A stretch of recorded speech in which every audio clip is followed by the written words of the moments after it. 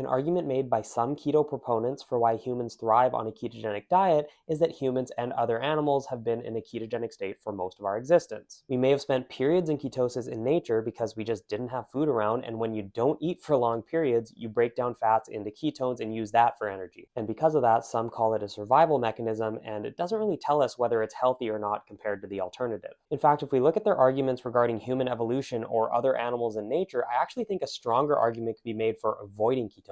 I'm not aware of another species where healthy individuals enter ketosis in a fed state like many humans try to do. It seems to be exclusive to fasting or starvation. For example, cats don't seem to enter ketosis despite eating a no-carb diet as true carnivores. Instead, they ramp up conversion of amino acids to glucose to use for energy to a greater extent than humans are capable of. But even animals that regularly go long periods without eating don't seem to enter ketosis. Bears will hibernate for months and not enter ketosis. Alligators will eat just a few times a year and still maintain low ketone levels. So if anything, it appears that the ability to enter ketosis was actually selected against throughout their evolution. They've adapted other mechanisms to extract energy. Similarly, Inuit populations who have traditionally eaten a very low-carb diet actually have a reduced capacity to enter ketosis. Why would that be if ketosis is so advantageous? But to be clear, I wouldn't use these arguments to disparage a ketogenic diet. What ultimately matters is whether or not it leads to good long-term health outcomes, but I just wanted to point out the flaws in the logic that I see from a lot of those keto proponents.